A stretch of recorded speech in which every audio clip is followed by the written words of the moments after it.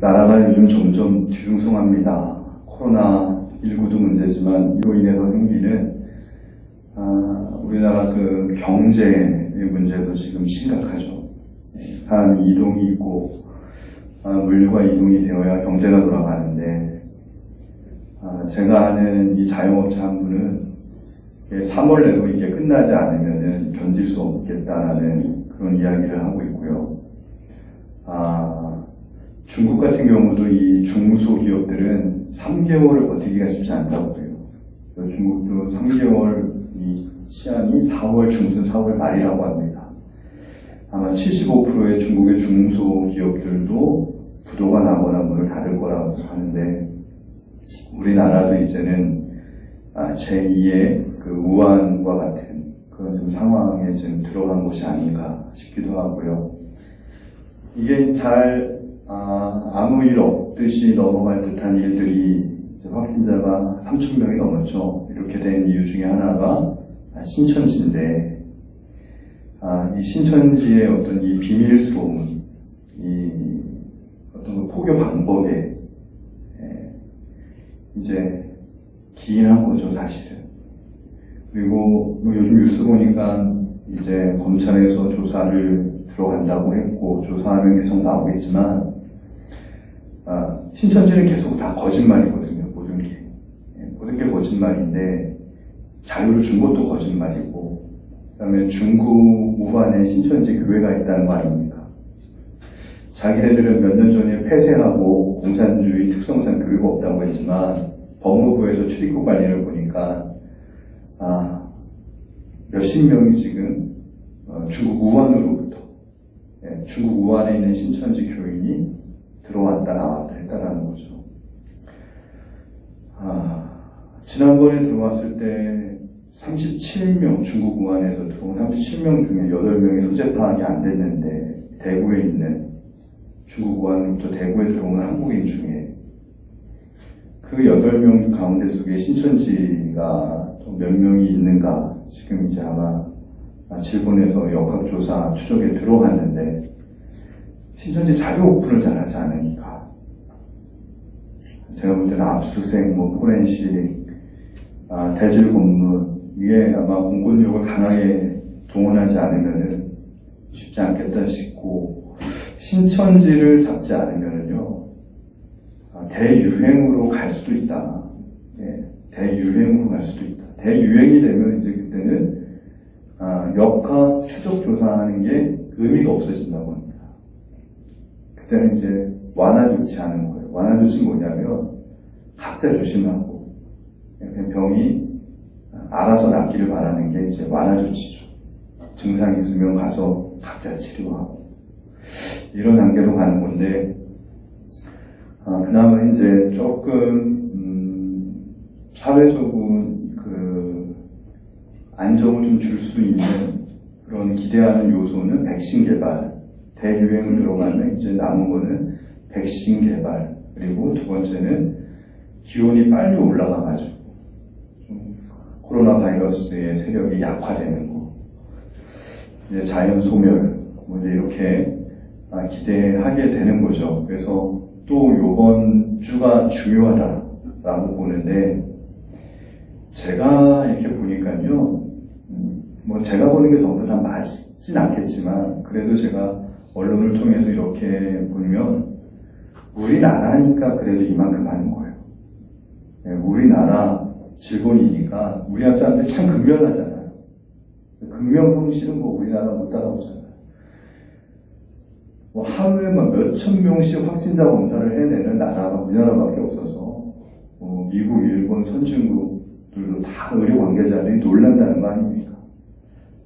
물론 결과는 이렇게 나왔지만 하여튼 열심히 질본이 열심히 수고하고 어떻게든 간에 추적하고 막아보려고 하는 노력은 정말 그거는 가히 세계 제1이다. 근데 이제 방역이 좀 뚫렸다라는 거. 그죠? 방역망이 뚫렸다라는 거. 방역망이 뚫린 건 분명하니까. 그리고 이제 이 부분에 대한 정확한 이제 대책이, 봉쇄 정책이 신천지로 인해서 뚫렸다라는 거. 그래서 좀 신천지에 대해서 이렇게 뚫린 이 한국 상황에 대해서 오늘 교회는 어떻게 이걸 바라봐야 되고, 여기에 대해서 우리는 어떻게 이제 기도를 해야 되고, 그리고 어떻게 분별을 해야 될까 하는 생각을 한 주 동안 참 많이 해보게 됐습니다. 제 인생을 살면서요, 이번 한 주만큼 신천지를 공부한 적이 없었고요. 도대체 신천지가 뭐냐? 예전에도 조금 관심이 있었지만, 사실 신천지는 저랑 별로 상관이 없는 데라고 생각해서, 솔직히 신학대학교 과목에 신천지 연구 이런 과목은 없습니다. 어느 신학대학교. 그냥 뭐 기본적으로 수박 겉핥기식으로만 알았지, 한 번도 제가 이 신천지에 대해서 깊게 한번 파보진 않았는데, 신천지를 파다 보니까 이제 이단은 그럼 왜 나온 거지? 도대체 이단에 대해서도 좀 알아봐야 되겠다.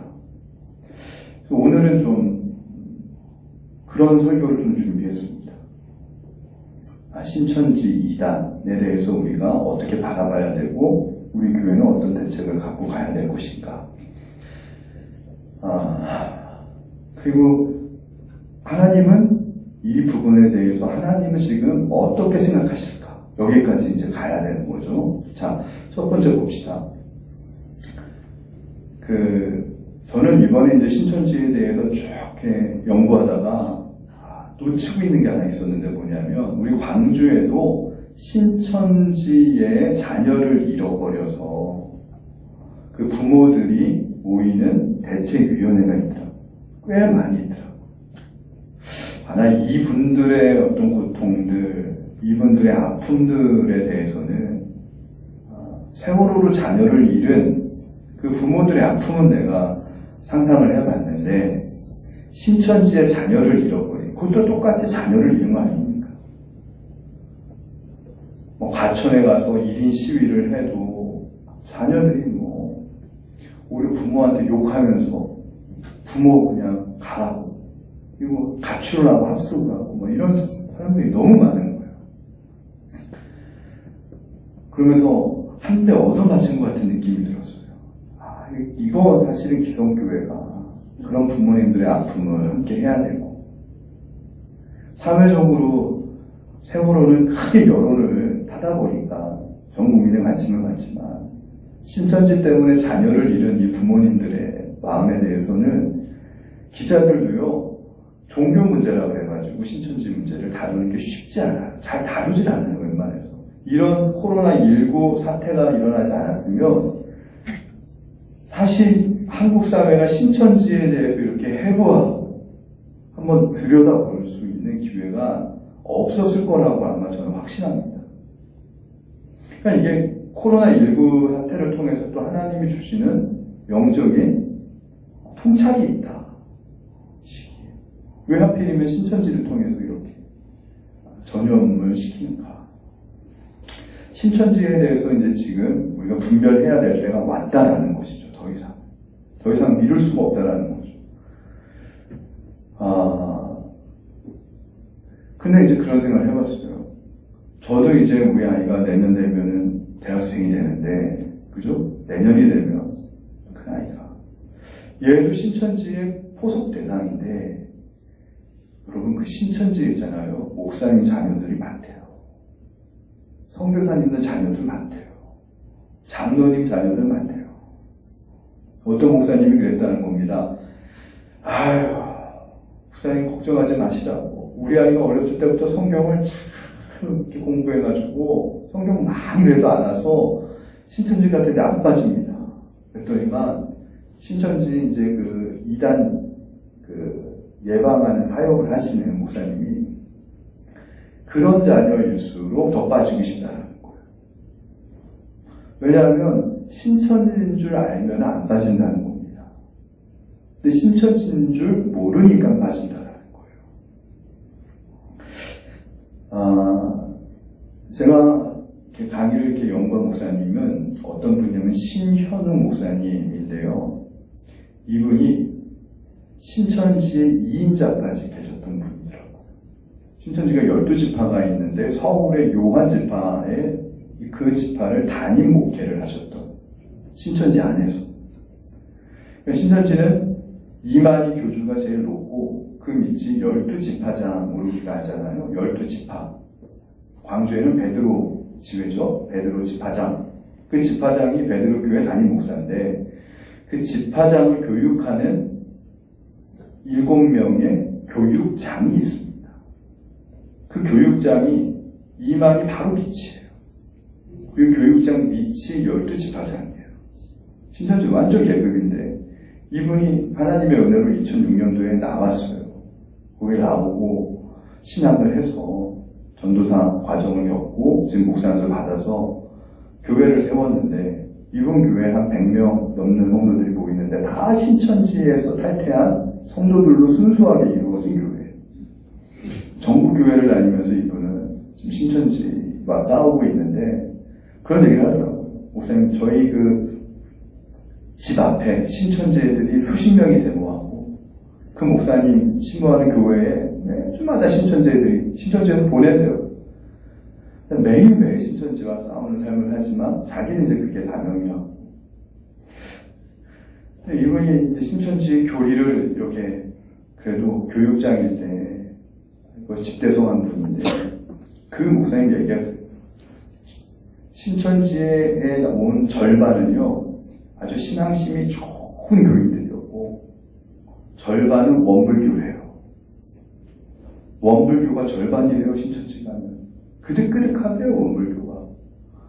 이 목사님이 그렇게 얘기하면 이걸 듣는 성도님들은 이렇게 원을 그린대요. 원불교 그러니까 이 원불교 원 동그란 거 그거 생각하는데 그 원불교가 아니라 원망하고 불평하고 교만한 성도들이라는 거예요. 그런 성도들이 신천지의 타겟의 1번 이래입니다. 그러니까 신천지가 어떻게 급성장을 했는가 보니까 2000년도에 들어와서 급성장을 했는데 신천지가 2000년도에 들어오면서 성경에 보면 모략이라는 말이 있잖아요. 모략. 이 모략은 사실 하나님의 구원법이거든요. 정통 신학에서. 근데 이만희는 이거를요 거짓말로 해석을 했습니다. 모략이 거짓말이다. 그래서 하나님의 구원의 방법, 전도하는 방법이 모략인데 이만희 얘기입니다. 이 모략은 거짓말이다. 정통 신학에서는 그게 거짓말이 아니고요. 제가 한번 얘기했죠. 아브라함 그 신앙을 설명할 때. 하나님의 역설의 은혜입니다. 모략은 역설적인 은혜를 얘기하는 것인데 신천지는 그거를 단순하게 거짓말로 해석을 해가지고 전도할 때는 거짓말을 해도 상관이 없다라고 교육을 시켜요. 그래서 이분이 교육장일 때 신천지 아이들 전도 교육을 하는 보면은 신천지 전도 교육을 받은 아이들이 하는 얘기가 자기들이 우리는 하늘나라의 탤런트들이라고 얘기한답니다. 왜냐하면 순전히 거짓말하는 거 연습하고 표정 연기 연습하고 눈물 흘리는 거 연습하고 철저하게 거짓말 연습한다는 거예요. 그래가지고 한 명의 그 대상자를 전도 대상자를 딱 찍으면은 다 보고서를 받는데요.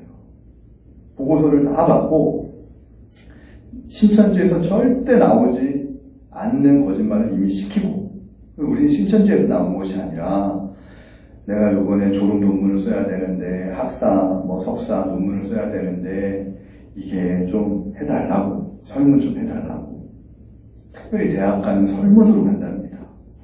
그래서 이분 하는 얘기가 광주에는 베드로 주회가 있는데 베드로 주회에 35,000명 광주에 있는 베드로 주회가 과천 본부를 제치고 1등이에요. 신천지 전국교회에서 1등. 근데 전남대에 1000명이 있답니다. 조선대에 1000명이 있고 각 대학마다 몇백 명씩 들어가 있답니다. 이분이 정확하게 얘기해요. 전남대에만 1000명이 있다고. 전남대 총 인원수가 몇 명이죠? 10,000명 넘나요? 2만대요? 3만이라도 그 안에 1000명이면 엄청난 거죠. 자기들의 신분을 노출을 안 해요, 신천지. 설문조사를 그래서 해달라고 그러면 안 해줘야 된다. 안 안 해줘야 되겠더라고. 우리 아들도 잘 들었으면 좋겠어요. 네. 설문조사 해달라. 대학이나 길거리에서 절대 주면 안 돼. 설문조사 하는 이유는 목적이 있대요. 거기에 이름이랑 핸드폰 번호를 따기 위해서. 그래서 이름이랑 핸드폰 번호를 적지 않으면은 그렇게 얘기를 한대요. 이게 그래도 석사 그 논문이나 학사 논문에 이 설문조사 자료가 들어가려면 신뢰성이 있어야 되기 때문에 죄송하지만 성함이랑 연락처를 꼭 적어야 된다. 얘네는 거짓말을요, 그냥 양심의 꺼리낌이 없이 하기 때문에 어떤 거짓말이든지 간 이거 연기하고 연습을 하고 오기 때문에 일반인들은 그냥 넘어가는 거예요. 그리고 나서 그 전화번호를 따잖아요. 따면은 이제 그 사람에 대해서 조사만 들어가는데 그 사람 조사하는데 몇 개월 걸린대요. 어리숙하게 나 신천지에서 나왔는데요. 뭐 이런 티를 주면서 하는 게 아니라 몇 개월 동안 조사를 하고, 그리고 기성교회에 들어올 땐 그런데요. 새벽에 많이 들어와서 새벽 기도할 때 기도하는 게 아니라 기도하는 사람 옆에 앉거나 앞에 앉아가지고 그 사람이 어떤 기도를 하나. 자녀 기도를 많이 하면은 그거를 걔네는 하루에도 몇 번씩 보고 양식이 있어가지고 적는데요. A, 빛고울교회 A 집사 큰 아들 문제, 진학 문제를 기도하고 있어. 그거를 이제 강사들한테 이제 보내게 되고, 그러면 이제 그 강사들은 그 팀이 있으니까 한마디로 트루먼쇼라고 하더라고요. 트루먼쇼라고 하는 영화도 있었고 외국의 프로그램도 있었는데 TV 한 사람을 두고 나머지 사람들은 다 연기를 하는 거예요, 주변에서. 어떤 경우는요, 그 한 명을 전도하기 위해서 20명이 투입된대요. 20명. 우연히 가장해서. 그러니까 알 수가 없는 거예요.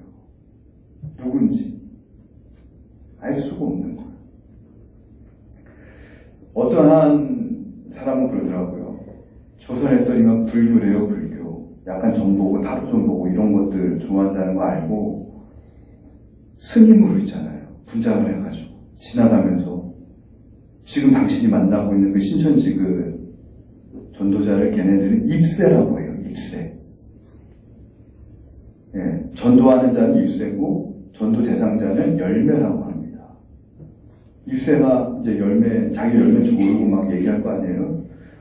그러면서 스님을 분장해서 지나가면서 그 앞에 있는 사람 얘기 들으면은 좋은 일이 생길 것 같다고. 한마디 우연히 던지고 막 하는 듯이. 이런 일들이 막 몇 번씩 겹치고 나면은 사람이 굉장히 미혹되기 쉽다라는 겁니다. 주로 많이 사용하는 게 꿈몰이야. 내가 꿈꿨다고. 꿈에서 보여줬다고, 들었다고. 여러분, 꿈 이야기 많이 하는 분 있으면 한번 좀 의심하고 다시 한번 보셔야 돼요. 주변에서 꿈 이야기로 접근하면. 그게 꿈모략이라고 합니다. 꿈모략.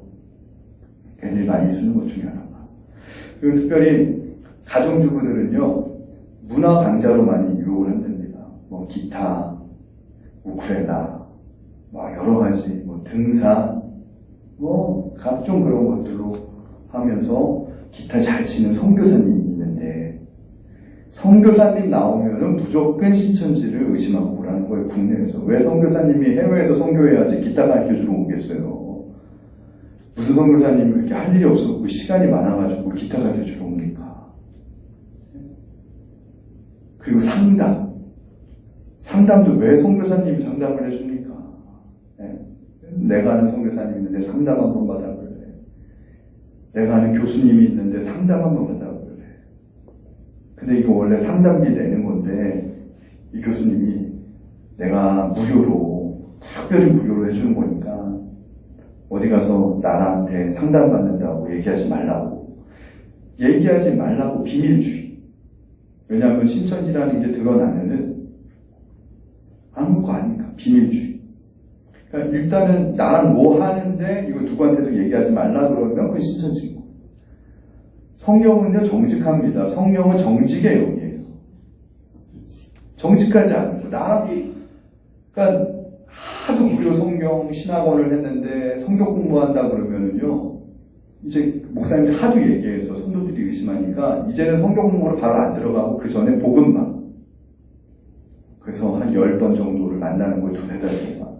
청년들 힐링 카페라는 곳에 데려가서, 어떤 상담으로, 또 어떤 사람은 2-3달 동안 열심히 노는 거예요. 놀아주는 거예요.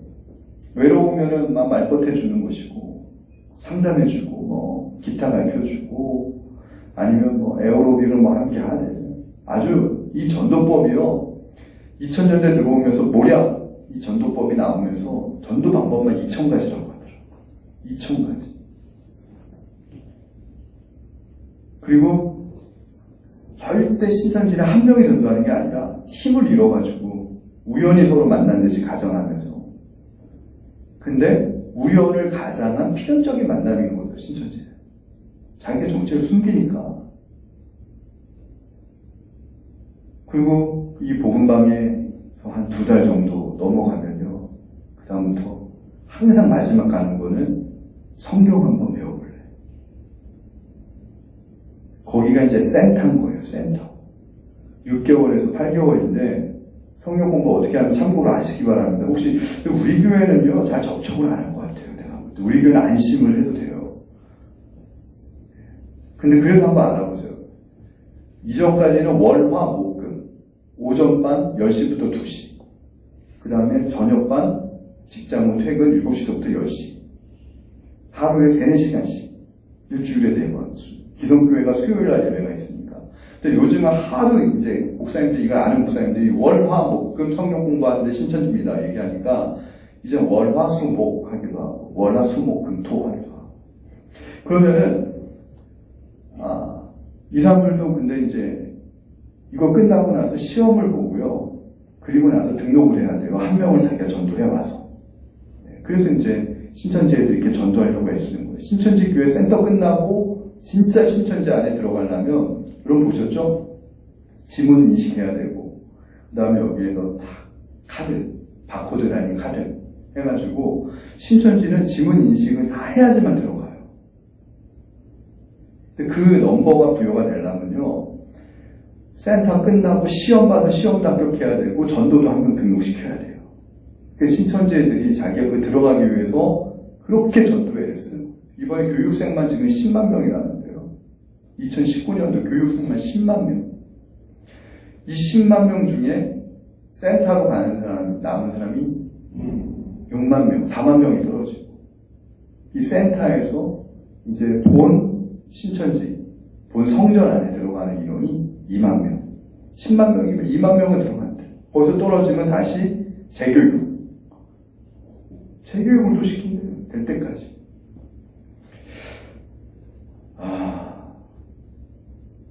근데 이 신천지도 이 A등급이 있는데 A, B, C하고 D등급이 있는데 D등급은요 절대로 신천지에서 데려오고 오면 안 될 사람이 D등급이래요. D등급. 그 A등급은 합자라고 하더라고요. 합당한 자 해가지고 A등급이 신천지에서 포교 대상인데, 여러분 일단 D등급부터 얘기해 드리면요, 우울증 걸린 사람, 우울증 약을 먹은 사람은 절대 신천지도 안 받는데요. 절대 데리고 오지 마라. D등급. 그리고 D등급 위에가 C등급이 있는데, C등급도 신천지에서는 가급적 데리고 오지 마라. 일단은 장애인, 그리고 60대 이상, 60대 이상 넘으면 데리고 오지 말래요. C등급이에요. 저 같은 목사 전도사도 C등급이랍니다. 별 효용 가치가 없다고. 왜냐하면은, 그리고 허리 디스크 수술 받은 사람도 C등급이래요. 의자에 오래 앉아 있어야 되는데, 이제 그런 것들을 사전에 면밀히 조사를 하는 거예요, 얘네들은. 위장을 해서. 우연히 만남으로, 이렇게 포장해가지고 접근해서 조사를 하는 건데, A등급이 뭔지 아세요? 아까도 얘기했지만, 목사님 자녀, 장로님 자녀, 착하고, 순종하고, 추운 겨울날 설문조사 해달라고 그러면 다 지나가는데 그거 다 해주는 애들이 얼마나 착한 사람들이에요. 착하고, 네. 믿음 좋고, 그리고 말씀에 대한 배우고 싶어 하는 사람. 근데 이 말씀에 대해서 배우기 싫어하는 교인들은요, 신천지 애들도 대상이 안 된다 그러더라고요. 성경 일독도 안 하면 대상이 안 된다 그러더라고요. 차라리 성경 공부에 관심이 없는 교회는 제가 볼 때 신천지 애들도 포기해요. 왜냐하면 교육 끝나면 시험 보고 합격을 해야 자기가 등록이 되는데 떨어질 확률이 많다라는 거죠. 여기는 뭐 그냥 근데 이제 그래도 우리 자녀들 가운데 속에서 또 미혹될 수도 있습니다. 뭐 배우는 걸 좋아하는 우리 자녀도 있을 수도 있잖아요. 배우는 걸 좋아하는. 신천지는 가르치는 이단이고요. 가르치는 이단인데 자 그러면 이 신천지가 도대체 기원이 뭐냐, 왜 생겼냐, 좀 이런 궁금증이 들지 않습니까?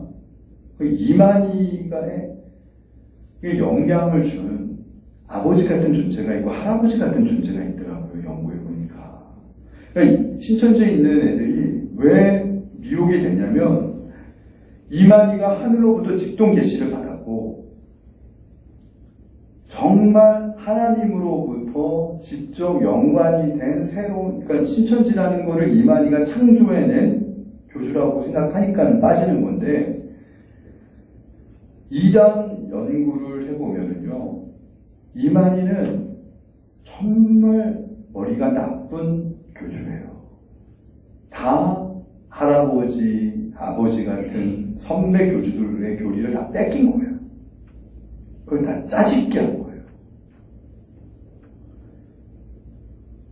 근데 그걸 모르니까 이제 넘어가는 거죠. 그리고 이 센터라고 하는 곳에 가서 성도들이 빠지는 이유 중에 하나가 비유풀이.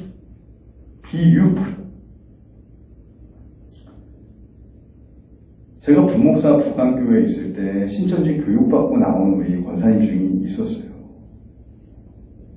이 권사님이 하는 얘기가, 이분이 원불교회대라고 하는데, 목사님, 우리 부강교회 부목사님들 반성해야 된다고. 왜요? 그러니까 우리 부목사님들 설교하면 맨날 그거고, 맨날 뭐 성경 공부 아카데미 하면 맨날 그런데 신천지 강사들 자기가 가가지고 성경 공부 받아보니까 신천지 강사 목사님들 끝내준대. 나는 그래가지고 진짜 우리 기성교회 목사들이 문제가 있나 보다. 신천지 있는 사람들이 뭔가 이단이라도 뭔가 열심히 하니까 뭐 있나 보지. 그리고 제가요, 지금 신천지 비유풀이를요, 인터넷으로 제가 듣고 있습니다. 1강 오늘 듣고 왔어요. 오늘도 예배 들어오기 전에. 들어보니까는 다 엉망이던데. 저는 목사니까 딱 들어보니까 이거 완전 엉망이고 가짜고 거짓말인데 다. 아마 그거 하는 그 강사 있잖아요. 그거 외에 딴 거 모를걸요? 그것만 달달달 앵무새처럼 외워가지고 하는 게 난 다 보이는데. 그런데 그 원사님은 기성교회에 있는 목사님들이 신천지 강사 목사님이 무식하다고. 내가 볼 땐 그 원사님이 원불교인 거예요. 원망 많고 불평하고 교만하고 성경에 대해서 알면 뭐라. 맨날 목사님 말씀하면은 신천지 A 학자가 뭐냐면 물어본대요. 지난주 목사님 설교 어땠어? 물어보면 우리 목사님 설교 뭐 맨날 그렇지, 뭐 그저 그렇지, 똑같지. 이러면은 신천지 애들이 속으로 왔다가 이러고, 우리 목사님 설교 너무 은혜롭다 그러면은 신천지 포교자들이 속으로 그런답니다. 아유 재수없다 속으로. 겉으로 웃으면서 그랬냐고 하면서도 속으로 재수없다. 가라고. 그래서 가라지래요 신천지 애들이. 그런 애들. 하여튼 우리 목사님 좋다 그러고 우리 교회가 좋다 그러고 목사님 설교 은혜롭다 그러면 걔네들도 속으로 재수없다, 가라, 너 가라, 가라지래요. 그래서 여러분, 틈을 보이면 신천지 포교 대상이 되는 거예요. 근데 한 번 미혹이 되면은요, 목사님 자녀도 빠지는데 목사님 사모님이 가서 말려도 애들이 막 종교의 자유를 얘기하면서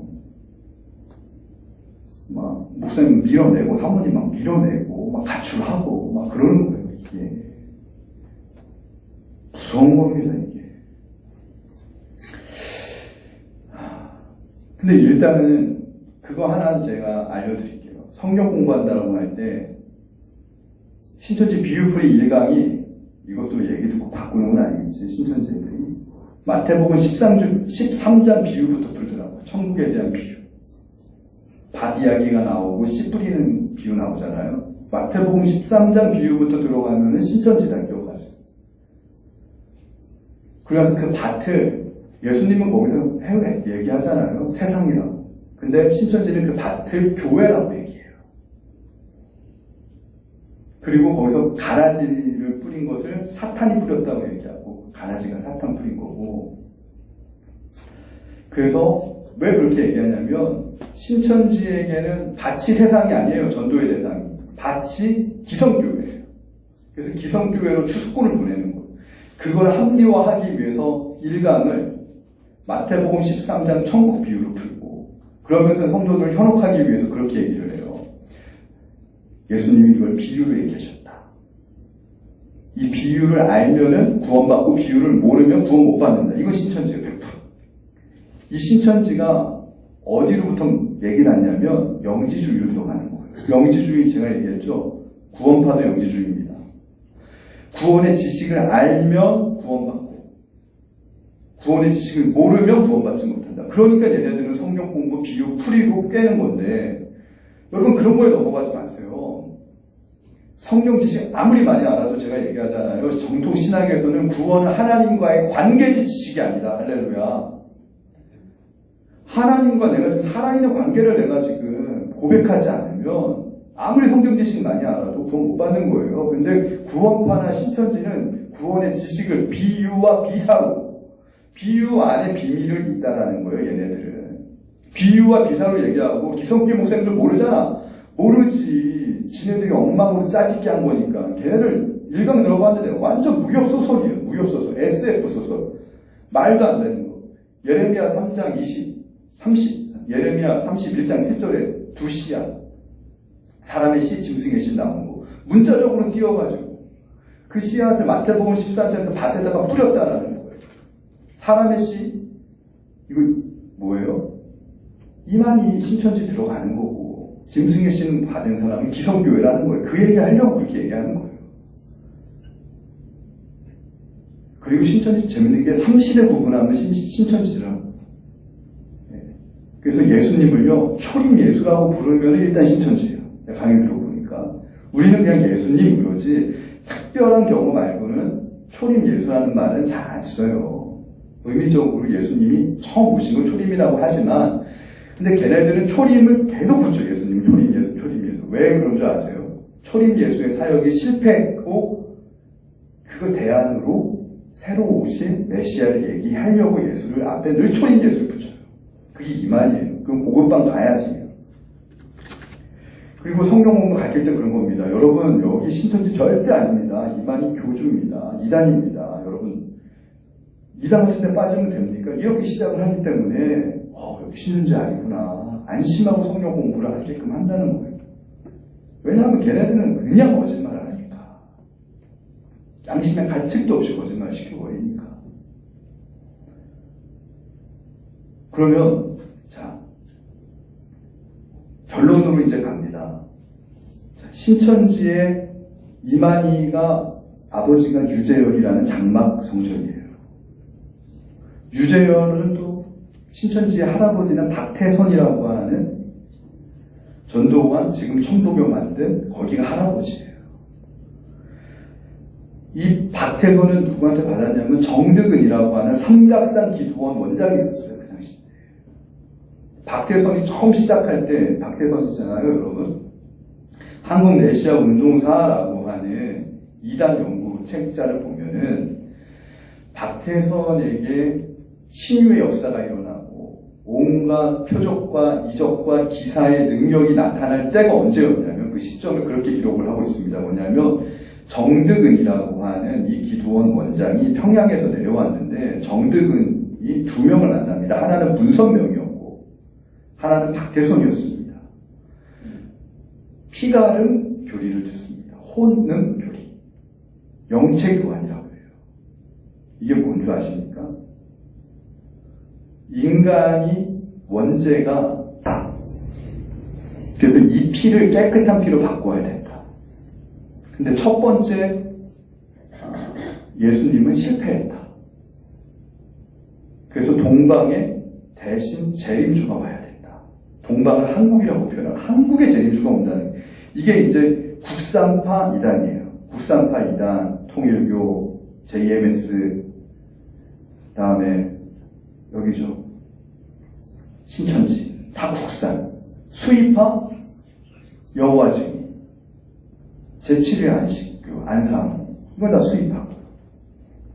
수입파 이단이 있고 국내산 이단이 있는데 지금 국내산 이단 중에 가장 극성이 신천지인데 국내산 이단은 결국 하나로 가는데 이 정득은 그러면서 박태선이요 젊었을 때 정득은 만나가지고 그 말을 믿고요 정득은이랑 성관계를 통해가지고 그래서 성관계가 일어나는 거예요. 교주랑 얘네들이 욕망으로 하는 파가 있지만 진짜 믿고 하는 거예요. 믿고 하는 애들도 있는 거예요. 교주 중에. 그리고 나서 박태선이 영체 교환을 하고 나서 그때부터 있잖아요. 능력이 나타나기 시작한 거예요. 병 고치고 신유와 기적, 예언. 그러면은 그 박태선의 기적은요. 전도관이 그 당시 때 100만 명이었습니다. 100만 명. 신천지 30만 게임이 안 됩니다. 그거는 성령이 역사한 겁니까? 마귀가 역사한 겁니까? 마귀가 역사한 거죠. 여러분, 이단이 객성을 부린다는 것은 마귀가 역사한다는 거예요. 마귀가 실제한다는 거예요. 정말입니다. 그러면 그 위로 뿌리로 올라가면 어디냐? 1920년대 김성도 여사예요. 이 김성도라고 하는 사람이 토종 국내산 이단의 원료인데 그냥 여자였어요. 정신병도 겪었어요. 근데 정신병을 어디 가서 치료받았냐면 교회 가서 치료를 받았어요. 교회 가서 치료를 받았는데 그 교회 담임 목사가 여신도들을 간음을 하는 거를 목격을 하게 된 거예요. 기성교회의 폐단을 본 거예요. 부패를.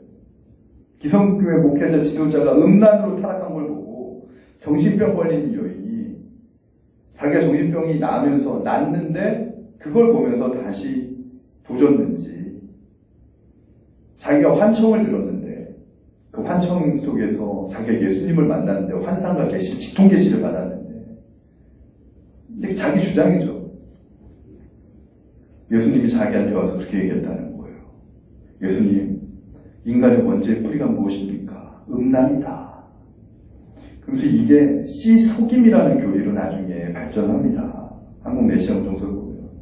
씨속임이 뭐냐면 우리는 원죄를 아담과 하와가 선악과를 따먹고 하나님 말씀에 불순종한 게 원죄다 그러는데 김성도부터 내려오는 원죄는 타락.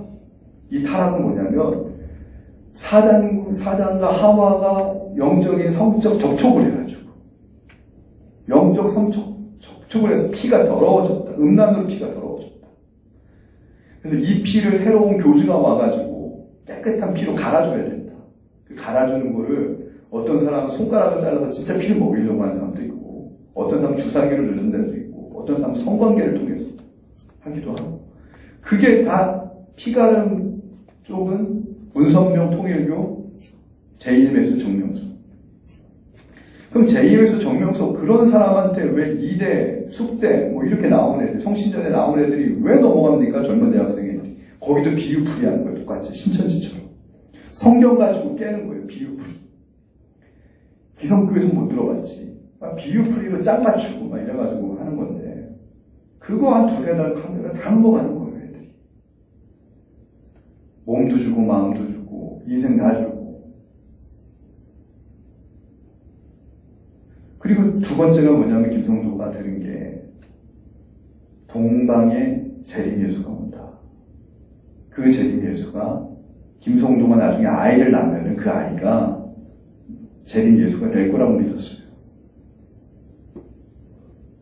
그리고 육체 영생한다. 요 세 가지를 갖는 거예요. 근데 이걸 백남문이라고 하는 신학교를 나온 사람이 교리로 집대성을 하고요. 백남문에 정대근을 만나고 여기서 두 제자가 박태선, 문선병으로 이어지고 박태선이 유재열이 이만 이렇게 내려오는 건데 이만희가 뭘 자기가 하늘로부터 뭐 계시를 받은 겁니까? 봉인을 품잡니까? 비밀을. 그게 아니라 다 선배들 이단 짜집게 한 거예요. 좋은 것만. 그러면 결론. 이단은 왜 생겼다? 김성도라고 하는 이 여인이 그 교회 갔는데 정신병 난 건 좋았지. 목회자의 음란을 목격하면서부터 환청을 들으면서 자기가 이단에 빠진 거야. 그 이단의 창시자는 완전 원료예요. 김성도 여사. 성주교라고 해요. 성주교. 네. 그러니까 이단은요. 기성교회가 하나님보다 물질을 더 사랑하거나 아니면 음란을 더 사랑하거나 아니면 하나님의 영광을 더 가르칠 때 그거에 대한 반대급부로 나온 게 이단인 거예요. 오늘날 그러면 신천지가 왜 더 극성을 부리느냐? 기성교회가 말씀 앞에서 제대로 서지 못한 다 그 탓이에요. 기성교회에서 사랑이 사라지고 기성교회에서 겸손함이 사라지고 하나님의 말씀에 충성하는 신앙의 열정이 떨어지고 맹맹해지고 말씀에 대한 열의도 없고 목회자들이 타락하고 성도들은 신앙이 그냥 부실해져가고 여기에 대해서 하나님이 사단에게 있잖아요. 사단이 하나님한테 그럽니다. 저 목회자 기성교회 타락했는데 돈으로 성적으로 음란으로 다 타락했는데 하나님 내가 기성교회 교인들 빼갈 수 있도록 회방할 수 있게 허락해달라고 하면 하나님은 공의의 하나님이니까 허락할 수밖에 없는 거예요. 하나님도 창조 질서를 만들고 그 질서 안에 순종하시거든요. 그게 절제거든요. 하나님의 마음에 안 든다고 해서 막 하나님이 만든 질서를 막 깨고 막 변개하고 이런 분이 아니거든요. 그러니까 하나님의 허락하에서 이단도 활동한다는 거예요. 그래서 오늘 말씀이 뭡니까? 육을 위해 심은 자는 멸망으로 가고 성령을 위하여 심은 자가 성령의 열매 영생으로 간다는 겁니다. 오늘날 이 신천지가 이제는 그동안은 기존교회 성도들의 마음만 뺏었다면 인생만 뺏었더라면 이제는 전 국민의 안전을 생명을 위협하는 존재가 될 때까지 저렇게 내버려둔 기성교회의 책임이 크다. 구약시대 때 엘리 제사장이 눈이 어두워질 때 나라가 쇠망했듯이 기성교회가 엘리 선지자처럼 영적인 안목이 어두워지고 그 엘리 제사장의 자녀들은 다 부패하고 이렇게 되면 그거에 대한 대가로 이단이 일어나는 거예요. 근데 이단은 도구입니다. 예를 들면 약속의 백성 이스라엘이 400년 동안 애굽에서 고통을 받고 훈련을 받고 난 후에 출애굽할 때 바로를 쓰시잖아요. 이만희로 내가 볼 때는요, 기성교회를 하나님이 훈련하는 도구예요. 이만희 신천지도. 근데 제가 이렇게 보니까 이게 하나님이 드러나게 하신 건 뭐냐면 곧 신천지도 끝나겠다. 왜냐하면 육체 영생을 얘기하거든요. 신천지에 빠진 애들은 핵심 애들은 이만희가 안 죽는다는 거예요. 지금도 이만희 죽으면은 내가 엄마 집에 돌아갈게 이런 애들이 많다라는 거예요. 신천지에 빠진 애들은 이만희가 육체 영생한다는 걸 믿어요. 근데 이만희 곧 죽죠. 이만희 형도 코로나 바이러스로 아마 죽은 게 아닌가 싶은데 폐렴으로 죽었다는데 어떤 그 강사 목사님이 강의를 하러 갔는데 원주 문막에 있는 제일 큰 교회에서 강의를 하러 왔는데 신천지 이단 예방 세미나 대예배 때 그 장로님이 기도하는데요.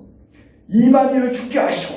막 그렇게 기도해서 깜짝 놀랐대요. 근데 막 교인들이 다 아멘 하더라는 거예요. 그래서 좋긴 한데 그래도 대예배 때 사람 누구 죽으라고 기도하는 거에 약간 새롭다고. 근데 지금 대놓고는 안 그래도 얼마나 지금 이만희가 죽길 바라는 사람들이 많은지 모르는데 신천지한테 피해당한 사람들은 그러니까 제가 또 얼마 안 남은 것 같아요. 요번에 걸렸을지도 몰라. 코로나19 이만희 청도 대남병원 갔는데 아마 그러면은 거기는 이제 또 흔들리겠죠. 박태선도 왜 흔들렸냐면 시한부 종말론 얘기했다가 안 맞으니까 성도도 이탈했듯이 이만희는 언젠가 죽게 되면 흔들릴 수밖에 없거든요. 그때 쏟아져 나오는 그 방황하는 영혼들 기성교회가요 외면하면 안 됩니다. 근데 기성교회가 두려워하니까 신천지에 있다 왔다 그러면 막 두려워하니까 걔네들도 사실 우리랑 똑같은 애들이고 미혹당한 애들인데 담아야 될 거 아닙니까? 그러면 우리가 열심히 말씀을 묵상하고 일단 목회자부터 깨워야 되겠다 내가 볼 때. 하여튼 신천지인지 아니지 그 말씀 제가 열심히 공부해가지고요. 여러분들한테 잘 알려드리겠습니다. 네, 그래가지고 신천지의 허구가 뭔지도 기회가 있을 때마다 얘기를 해드리고 알고 보면은 정말 유치하고 정말 말도 안 되고 오늘도 막 신천지 일강 비유풀이 듣고 왔는데 아니까 저는 목사니까 분별되지만 모르는 성도들은 빠지겠더라고. 우리 목사님이 이런 거 안 가르치는데 안 가르치지 거짓말이니까 왜 가르쳐요. 근데 거기에 미혹되는 지금 30만 명이 미혹됐다는 건 뭐예요? 미혹하는 영 사단이 있다는 거예요. 사탄이 있습니다, 여러분. 사탄이 있다는 건 뭐예요? 하나님도 살아계시다는 겁니다. 할렐루야. 우리가 너무 또 우리 교회는요 뭐가 문제냐면 뜨겁진 않아. 그래서 솔직히 신천지 애들이 왔다가 다 가는 이유가 있어요. 합자가 없더라고. 내가 신천지 그 이단 세미나 들어보니까 신천지 포교 대상자가 없어. 우리 교회는 사실 내가 보니까 속으로 하나님 감사합니다. 아니 이것도요 무장 안 됐다가 합자돼가지고 넘어가는 것보다 낫지. 성경에 대해서도 많이 읽고 성경 공부 열심히 했고 이게요 신천지 애들도 대상자가 아니래요. 그러니까 우리 교회는 안전지대야. 내가 볼 때는 사실은 안전지대긴 한데 여러분 그렇게 안전지대인 건 또 아니더라고요. 제일 좋은 거는 A급이 돼가지고 안 넘어가는 게 좋은 거죠. 할렐루야. 그리고 이제 신천지가 무너질 날이 언제 올지 모르니까 수년 내에 올 수 있는데 광주에 35,000명 이만희 죽고 쏟아져 나오면 젊은 애들인데 광주의 그 애들을 이해하고 걔네들을 받아서 다시 교정할 수 있는 교회가 얼마나 될까? 얼마나 될까? 사실 그런 생각 되게 많아요. 또 걔네들이 올 때 우리 성도들이 미혹하지 않을 만큼 영적인 수준을 갖출 수 있는 교회들도 얼마나 될까? 흔들리지 않고 걔네들을 따뜻하게 받아줄 수 있는 교회가 얼마나 될까? 그런 성도들이 있는 교회가 얼마나 될까? 저는 한번 혹시라도 몰라요. 대비해야 되겠다 지금부터. 할렐루야. 할렐루야. 그래서 여러분 너무 두려워하지 마시고요. 결국은 제가 지난번에도 얘기했죠. 하나님 믿는 사람들의 생명을 하나님이 지켜주십니다. 할렐루야. 그리고 코로나19 혹시 걸린다고 하더라도 사명이 있으면 하나님의 생명은요 지켜주세요. 할렐루야. 반드시 지켜주시니까 걱정하지 마시고 그렇다고 또 조심 안 하는 건 또 그건 미덕이 아닙니까? 하나님도 조심을 하고 우리가 할 바는 최선을 다하고 최선 다하면서 두려워하지 않고 이렇게 잘 이겨내고 또 우리가 할 일은 이제 들었잖아요. 기도하라는 겁니다. 할렐루야. 신천지 빨리 끝나고 이단을 공부하면 공부할수록요 복음이 선명해지고 교회의 책임에 대해서 저는 더욱더 많이 생각해보는 저 신천지 생긴 게 기성교회가 제대로 못한 거구나. 우리가 성령을 위해서 심는 일을 하는 저 여러분에게 주님의 이름으로 축원합니다.